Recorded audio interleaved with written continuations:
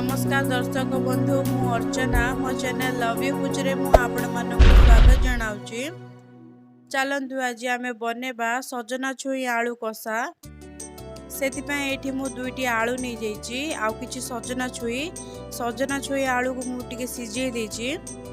आउ दुईटी टमाटो को नै जाईची, दुईटी प्याज को काटी कि नै जाईची। एडा होची अदा रसुण प्याज जीरार पेस्ट। एबे गोटे कढ़ई को गरम करबा, सेतिरे किछि तेल देबा। तेलटी भल भाबरे गरम हो गला, सेतिरे किछि जीरा दे देबा, किछि भृषंग पत्र को दे देबा। एबे काटी कि रखिथिबा प्याज को दे एटा को भल भाबरे हमें फ्राई करबा। आम प्याजटी फ्राई हो गले सेतिरे किछि हळदी गुंड, किछि लंका गुंड, किछि जीरा धनिया गुंड आउ किछि मीट मसला दे भल भाबरे एटा को मिसे देबा।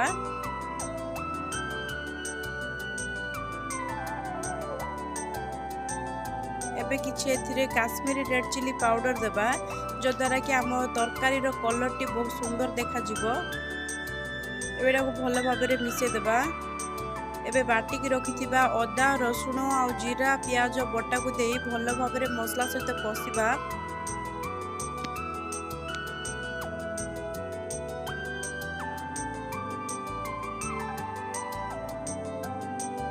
एथिरे किछि लूण दे देबा स्वाद अनुसार।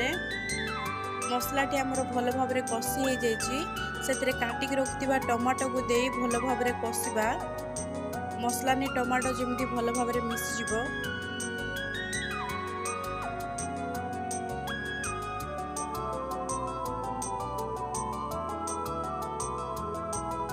मसला भल भाबरे मिसिबा पई सेतिरे टिके पानी दे देबा, जो द्वारा कि मसला हमर बहुत भल भाबरे कषि हो जिवो, उड़ीबनी तळ पटरू। एबे किछि कस्तूरी मेथी दे देबा। कस्तूरी मेथी दे के हमें भल भाबरे एटा को मिसे देबा।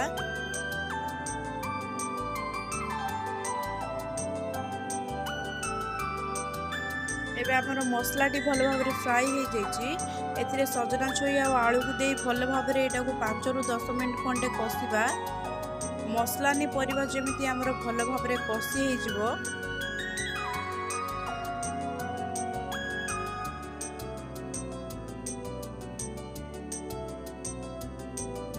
एबे हमर मसला और परिबा कषि हो जाइछि, सेथिरे गरम पानी टिके दे देबा। गरम पानी देबा द्वारा एथिरे बहुत भल टेस्ट आसीबो।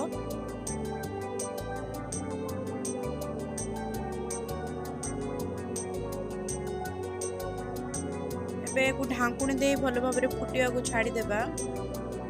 हम तरकारी एबे फुटिबा को लागिला।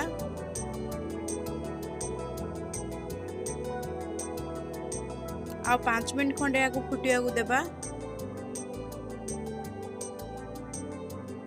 एबे किछि हमें गरम मसला पके घुड़े देबा, गुड़े 2 मिनिट पई। एबे हमर सजना छुई आलू तरकारी रेडी हो जाइछि।